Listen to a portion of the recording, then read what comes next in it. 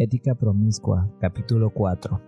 La promiscuidad ética es una casa con muchas habitaciones. Da cobijo al mundo desde célibes felices a fans de las orgías y mucho más.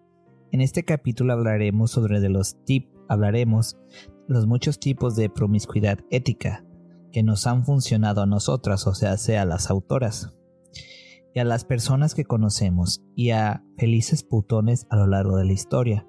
Aunque estas opciones no se adapten a tu caso, esperemos que te den ideas sobre por dónde comenzar tu exploración o quizás para reafirmarte sabiendo que allá afuera hay otra gente como tú. Pionero de las relaciones. Aunque la expresión putón con ética es nueva, Dossi la acuñó en 1985. La práctica no lo es. La aceptación cultural de las relaciones fuera de la monogamia ha sufrido una montaña rusa de altos y bajos, desde el reconocimiento a un fuerte rechazo, pero aparte de las opiniones de la Iglesia y el Estado, siempre ha habido quienes han encontrado felicidad y desarrollo personal en la apertura sexual. Culturas antiguas. Podrías pasarte toda tu vida como antropólogo cultural tratando de describir las innumerables vías mediante las cuales los seres humanos han elegido unirse sexual, romántica y domésticamente, desde las prostitutas del templo de la antigua Babilonia a la poliginia mormona y mucho más. Así, en lugar de tratar de enumerarlas todas, solo queremos apuntar que los valores culturales dominantes de los Estados Unidos de América del siglo XXI, heredados de Europa, parecen proceder del Imperio Romano y la primera cristiandad, cuando se recomendaba el matrimonio monógamo solo para quienes no fueran capaces del celibato, el estado ideal. Las culturas sin esas influencias han desarrollado toda clase de maneras para que las personas se unan: poliginia, varias esposas; poliandria, varios maridos; matrimonio en grupo, acuerdos en los que el matrimonio es fundamentalmente una relación doméstica de negocios escasos y los escasos sexuales suceden en otro lugar; sexo ritual en grupo y cualquier otra configuración de corazones y genitales humanos que puedas imaginarte. Comunidades sexuales utópicas. La historia está salpicada de experimentos de creación deliberada de utopías sexuales, a menudo con una base filosófica y religiosa. Si sientes curiosidad, lee sobre la comunidad Oneida en Ohio del siglo XIX, Rajneeshpuram en la India, no sé si lo pronuncié bien, a finales de los años 70, Oregon en los años 80 y Kerista en Nueva York, Belice y San Francisco desde los primeros años 60 hasta los 90, por nombrar solo unos pocos. Esas comunidades son normalmente impulsadas por un líder y pueden decaer cuando éste ya no esté. De todos modos, sus filosofías perduran, añadiendo nuevas visiones y prácticas a la cultura mayoritarias.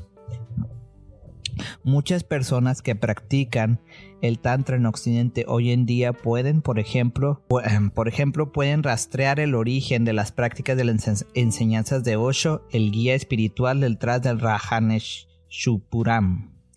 Artistas y libres pensadores. Es fácil citar artistas y novelistas que han construido sus vidas en torno a la exploración intencionada de las relaciones alternativas. Si tienes curiosidad sobre las maneras en que las relaciones alternativas se desarrollaron, en los tiempos en los que había incluso menos apoyo del que hay ahora, puedes estudiar sobre el grupo Bloomsbury en Inglaterra a comienzos del siglo XX y libres pensadores de George Sand, H. Wells, Simone de Beauvoir, Alfred Kinsey y Edna St. Vincent.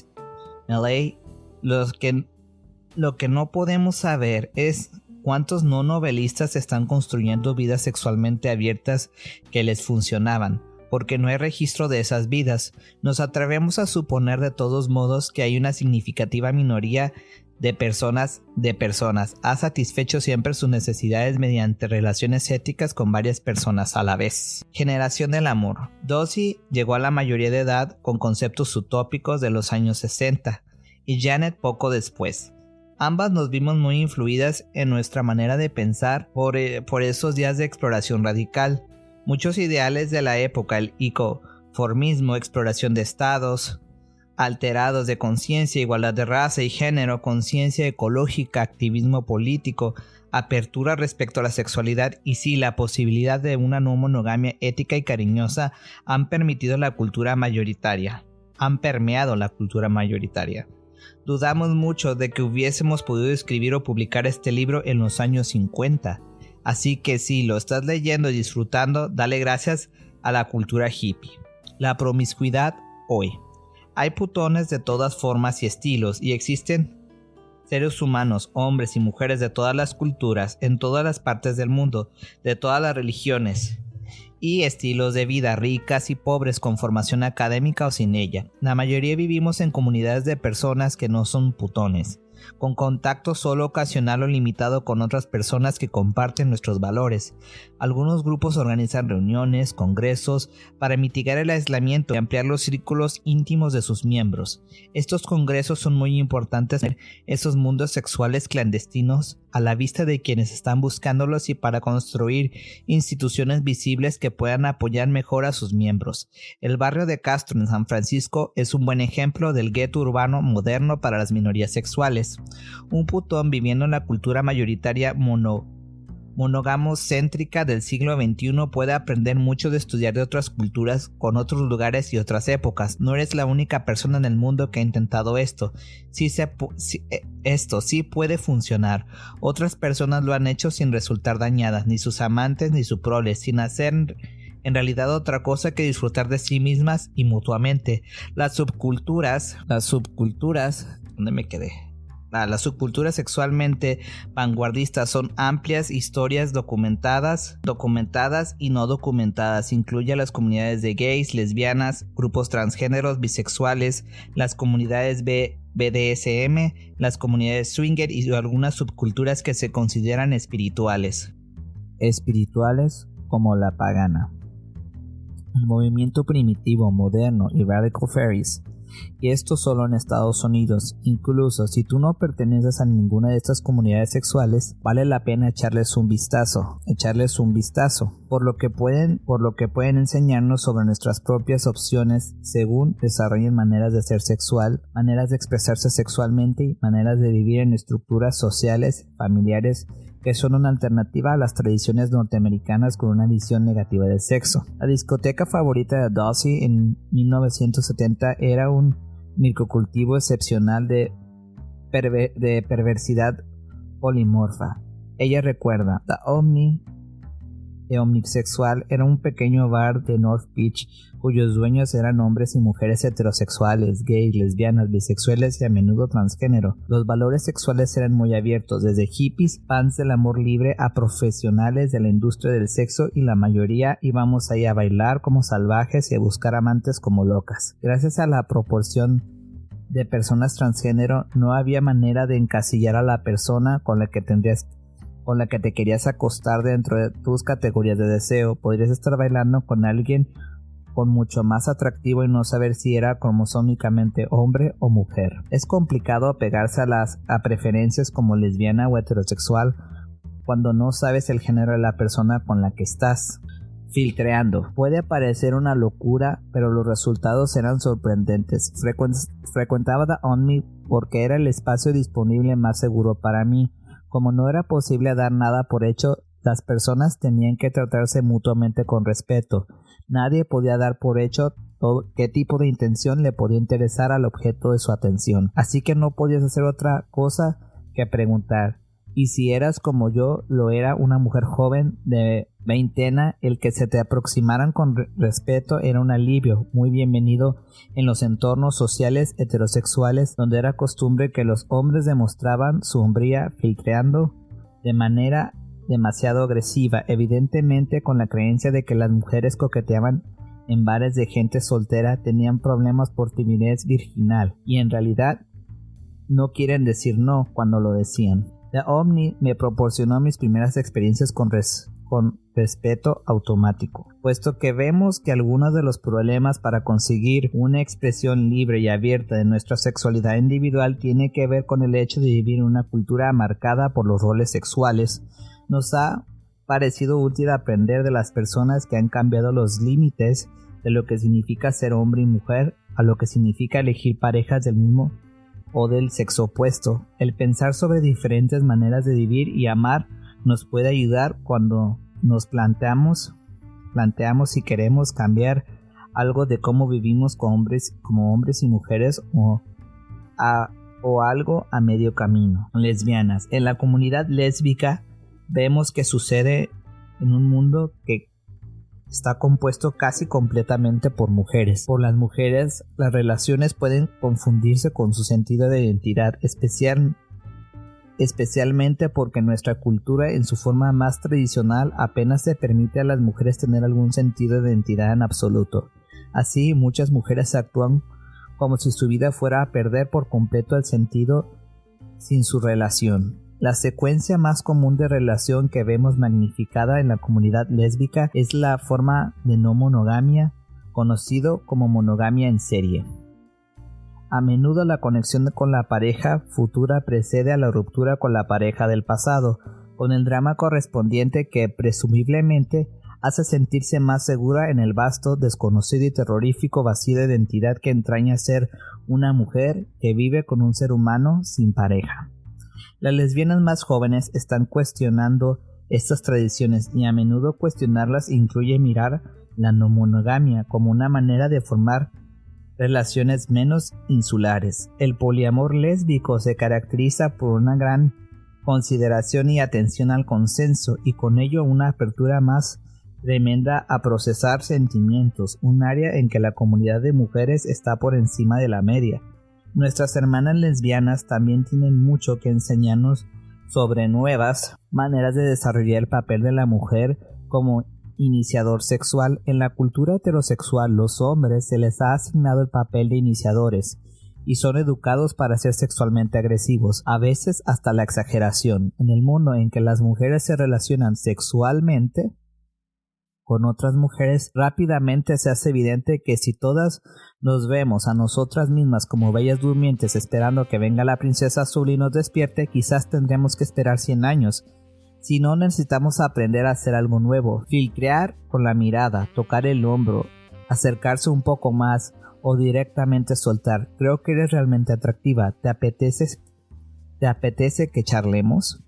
El estilo de coqueteo de las mujeres cuando la timidez no se impone tiende a ser directo, con respeto por el consenso y rara vez es intrusivo o agresivo, porque muchas mujeres ya han experimentado de sobra siendo violadas como para querer seguir por ese mismo camino. Las mujeres tienen preocupaciones serias sobre la seguridad y por eso tienden a avanzar despacio y avisar de sus intenciones. Puede que sean tímidas en los pasos de la seducción y más atrevidas una vez que consideran de que son bienvenidas. Las mujeres tienden a querer un permiso explícito para cada acto en concreto, por lo que su manera de comunicarse podrá servir como un excelente modelo para negociar el consenso.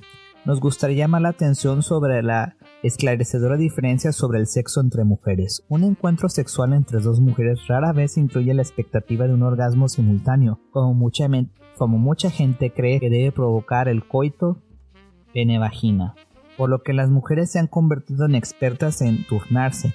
Las lesbianas son expertas de primera categoría en la sensualidad y las relaciones sexuales sin penetración. Esas maravillosas formas de sexualidad que no se basan en la penetración con el pene. Cuando se desea penetración se centran en que funcione para quien la recibe. Aún está por inventar un dildo que está obsesionado con sus propias necesidades. Para ti, mujer u hombre gay o heterosexual que has considerado estas opciones, piensa en toda la diversión que podrás tener sin preocuparte nunca de embarazos ni de enfermedades de transmisión sexual. Gays. La comunidad masculina gay refleja algunas de las imágenes tradicionales de la sexualidad masculina de una manera más intensa. Mientras que algunos hombres gay están realmente interesados en relaciones a largo plazo y en sentar cabeza, muchos han batido récords como promiscuos de primera categoría. Las saunas gays son el máximo referente en ambientes acondicionados para el sexo en grupo y los contactos sexuales fáciles.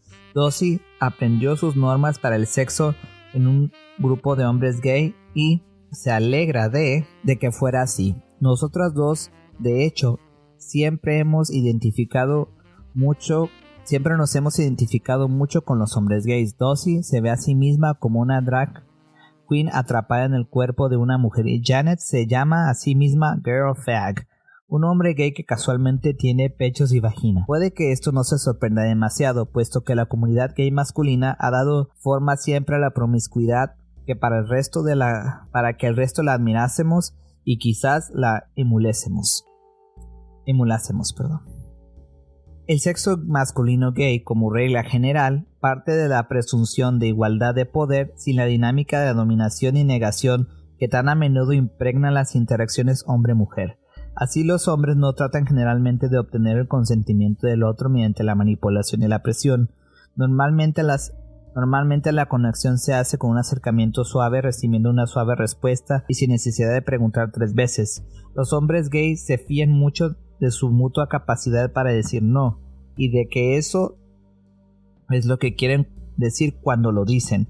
Esto hace muy sencillo coquetear, puesto que nunca intentas acercarte por sorpresa y no tienes por qué ser sutil. Se acepta siempre al preguntar, igual que se acepta que la otra persona diga no. Esta manera admirablemente directa y simple de aproximarse al consenso no podría ser más recomendable. Por lo general, los hombres han tenido menos razones que sus compañeras para temer a la violación, aunque sea verdad y terrible que hay criaturas de las que se abusa y hombres que son violados.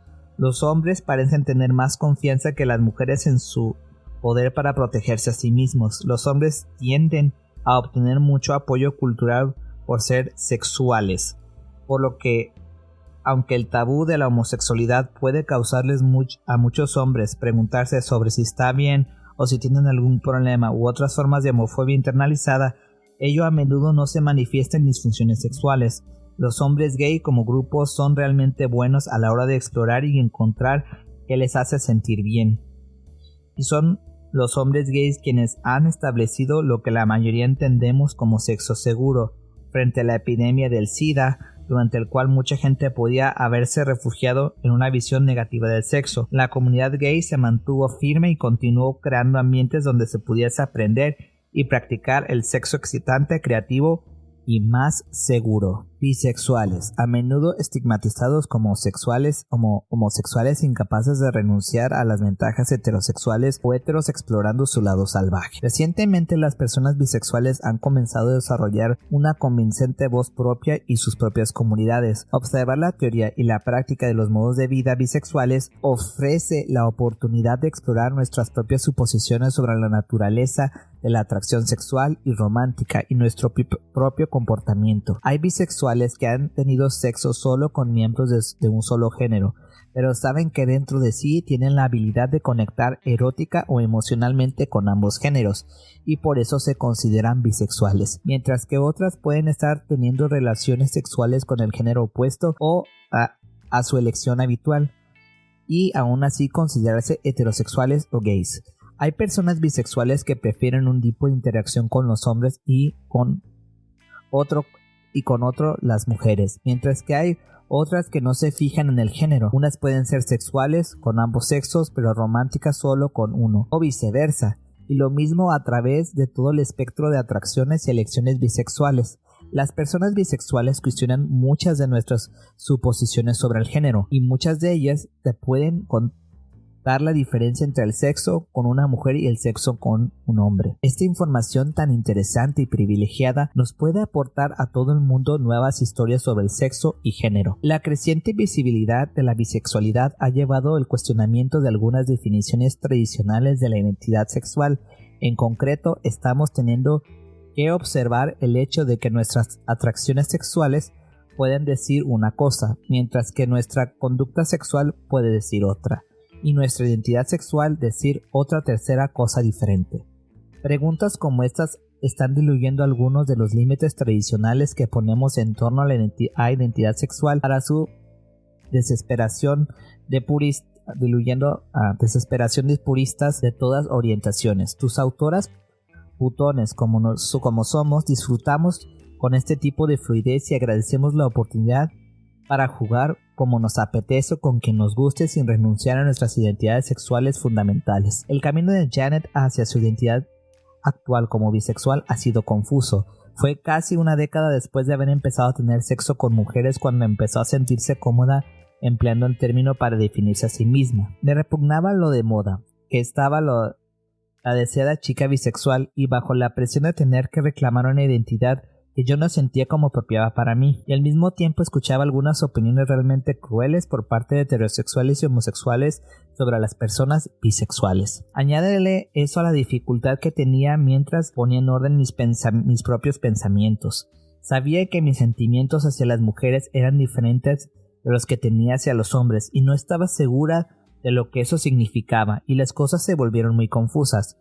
Fruto de todo esto no fue hasta que supe seguro que era capaz de tener sentimientos sexuales y románticos hacia hombres y mujeres, y hasta que me sentí lo suficientemente fuerte para reclamar la identidad frente a todos aquellos comentarios negativos, que finalmente empecé a llamarme a mí misma bisexual. Ahora miro atrás en mi vida y veo que generalmente he expresado mis necesidades domésticas hacia los hombres, pero mis sentimientos románticos y sexuales y tenían las mismas posibilidades de ser inspirado por un hombre, una mujer o alguien entre lo uno y lo otro. La comunidad bisexual también ofrece más apoyo que Heterolandia y Gaylandia, pero a mi manera tan antigua de presentar mi género, algunos días me gusta ponerme lápiz de labios y tacones, y otros días pantalones de hombre y zapatos de cordones, por lo que bisexual es la identidad que mejor se adapta a mí y donde espero estar. Heterosexuales. En décadas pasadas había relativamente pocos modelos para relaciones heterosexuales en la cultura popular. El hogar tradicional, monógamo, patriarcal y centrado en el conformismo y crianza de la prole se nos presentaba como un ideal sexual y romántico. Sus autores están muy contentos de haber sobrevivido a esa época. La heterosexualidad moderna ofrece una plethora de opciones para una feliz promiscuidad, desde triadas en B a largo plazo, de donde dos personas tienen relaciones sexuales con una tercera que las conecta, pero no entre sí, a sexo lúdico orgiástico con muchas posibilidades entre medias, incluyendo relaciones abiertas, parejas secundarias, grupos poliamor y familias extensas íntimamente conectadas que a veces llamamos constelaciones. En el pasado, las interacciones heterosexuales no monógamas se llamaban intercambio de esposas, un término con un sesgo machista implícito que nos parece ofensivo. Hoy en día, las parejas heterosexuales que buscan buen sexo sin ataduras fuera de su relación principal recurren a menudo a la comunidad swinger. Vale la pena echar un vistazo a estos grupos, por lo que tienen que enseñarnos sobre cómo hombres y mujeres heterosexuales pueden interactuar fuera de los límites del deber ser de la cultura mayoritaria y monógama. El swinging o intercambio es el término amplio que se usa para definir un amplio abanico de las interacciones que varían desde las relaciones de dos a dos parejas, de 2 a 2 de parejas a largo plazo, hasta las más salvajes orgías de sábado por la noche. Los swingers suelen ser heterosexuales, aunque la bisexualidad femenina es relativamente común. La bisexualidad masculina está mal vista. A menudo son parejas y más clásicos en sus opiniones políticas, estilos de vida y valores personales que otros tipos de putones. Algunas comunidades swingers se limitan a la interacción sexual y disuaden de mantener conexiones emocionales fuera de las parejas principales, mientras que otras animan a toda forma de relación romántica y sexual. El swinging ha ofrecido a muchas mujeres heterosexuales su primera oportunidad de explorar su sexualidad con avidez y libre de culpa. De hecho, a menudo oímos sobre mujeres que van a su primera fiesta swinger con una actitud muy reacia, a la segunda con dudas y a las siguientes con expectación. Nos gusta también la sofisticación con las que muchas comunidades swingers han desarrollado sistemas de símbolos y conductas para comunicar interés sexual sin ser intrusivo. Un local swinger ya cerrado tenía un fascinante código de abrir puertas y ventanas para comunicar cosas distintas. No os acerquéis.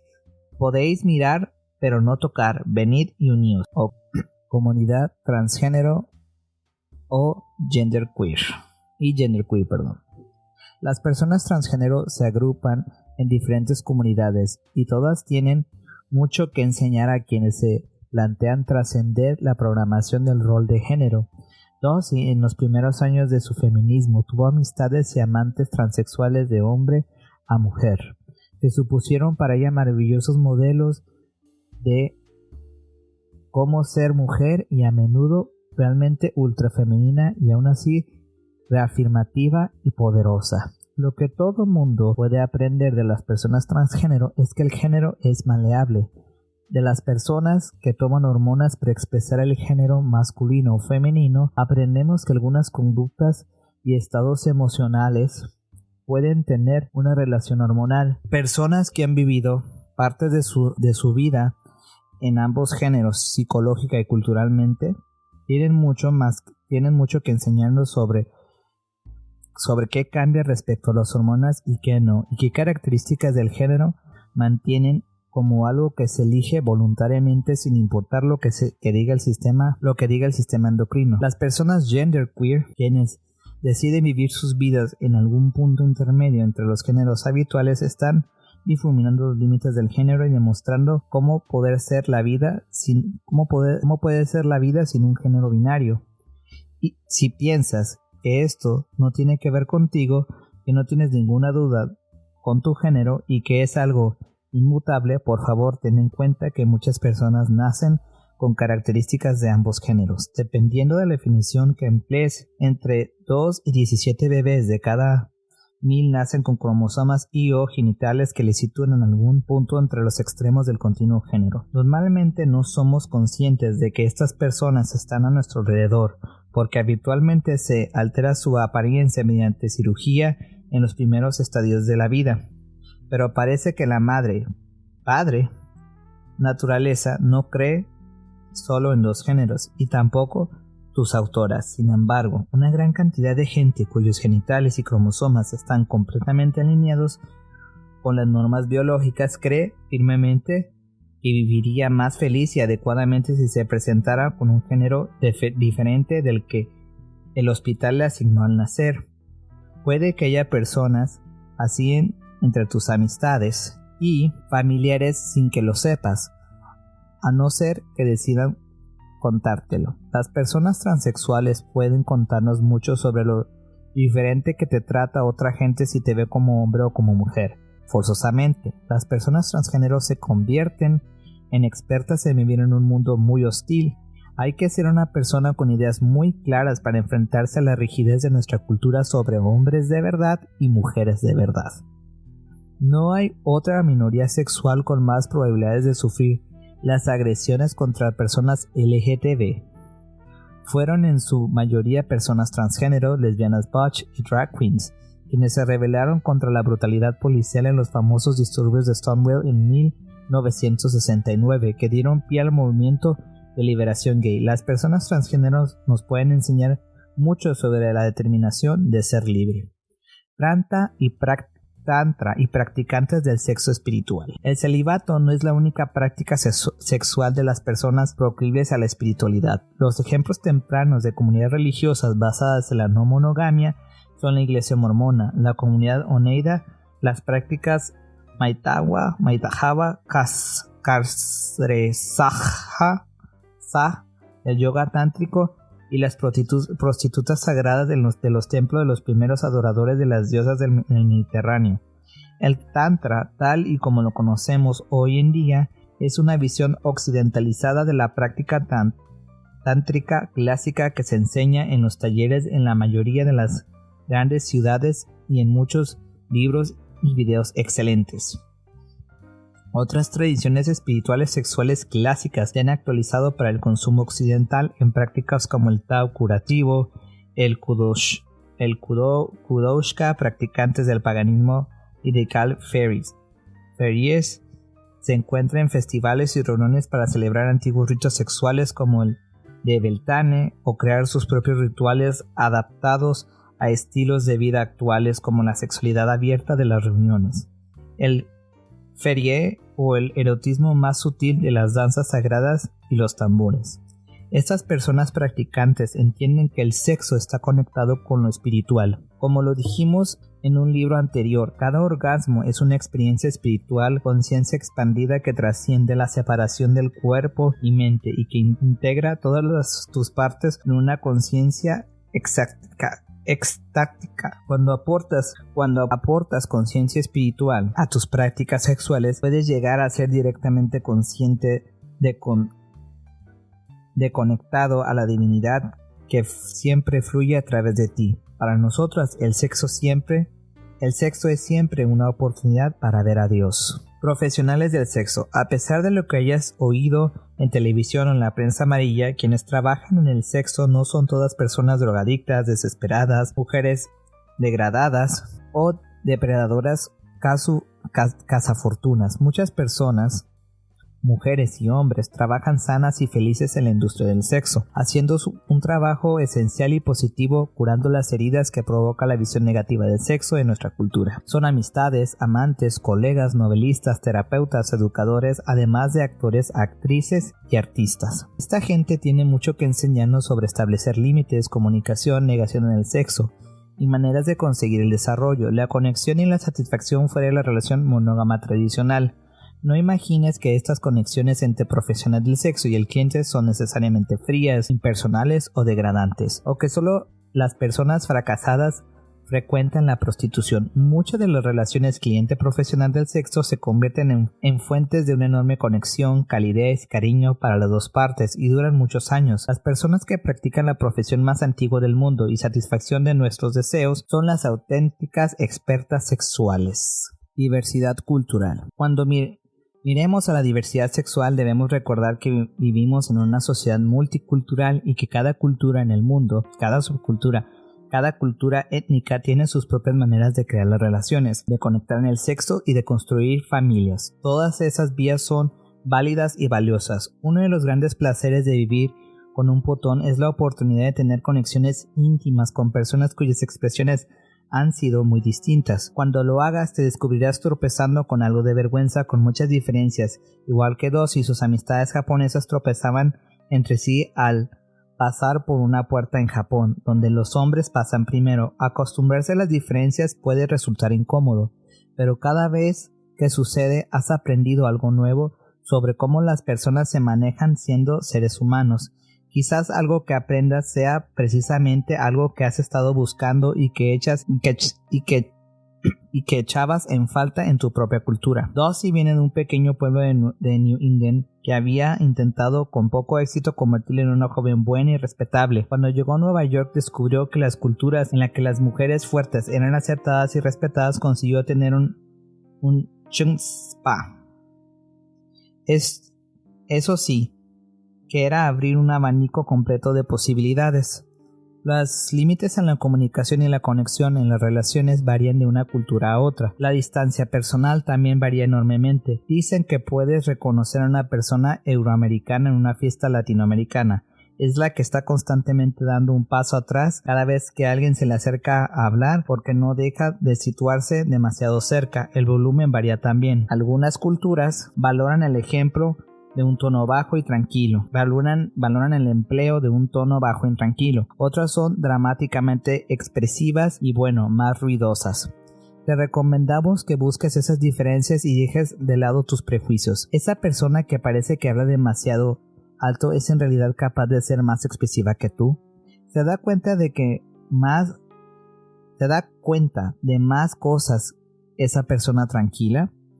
¿Qué inteligencia tiene la persona que no ha leído muchos libros pero entiende cómo funciona tu coche o tu ordenador? ¿Quiénes son esas personas con una increíble confianza en sí mismas que hacen propuestas sexuales abiertamente y con entusiasmo, pero que se sienten realmente confundidas cuando las acusas de ligar con demasiada agresividad? Quizás esas personas tienen maneras de conectar de las que podrías aprender. Es triste, trágico de verdad, que tantas de nuestras comunidades sexuales fallan a la hora de dar la bienvenida a todas las personas de toda la variedad de la cultura, razas, géneros y sexualidades. Cuando ves a las personas a tu alrededor y las descartas, o peor, todavía asumes que sabes todo lo que tienes que saber sobre ellas por su color de piel, género, manera de hablar, manera de vestir, religión o país de origen, nunca llegarás a oír ninguna de las nuevas y fascinantes cosas que esas personas tienen que contar. Nuestro amigo James dice: creo que cada persona con la que conectas en este planeta tiene algún tipo de mensaje que darte. Si te aíslas del tipo de relación que sea que quiere formarse con esa persona, estás fallando a la hora de recibir los mensajes, y sería una lástima. Cuando sentimos atracción por alguien que viene en un entorno diferente al nuestro y no logramos tener esa diferencia en cuenta, estropeamos lo que podría haber sido una gran conexión.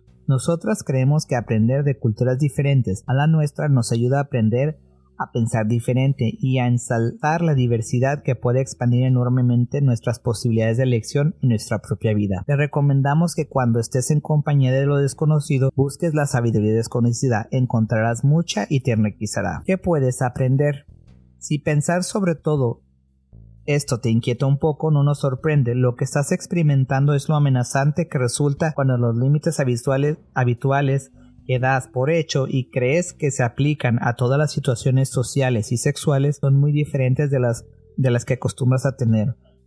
No hay unos límites de género o atracción entre personas adultas aceptados universalmente, y los límites de la exploración sexual no nos fueron entregados en tablas de piedra por una autoridad superior. Cuando ves a personas que tienen el nivel de felicidad y éxito que tú buscas y ves que no se han conformado con los estándares habituales de una relación de pareja heterosexual monógama para toda la vida, empiezas a ver cómo esas cosas pueden ser posibles para ti también, incluso si esas personas no están haciendo de la misma manera que tú quieres hacerlo. Reconocer otras culturas sexuales ofrece la oportunidad de ser consciente de tus propias ideas preconcebidas e incertidumbres. Escucha tus miedos, tienen mucho que enseñarte sobre ti. Piensa en The Only, la vieja discoteca de Dossie.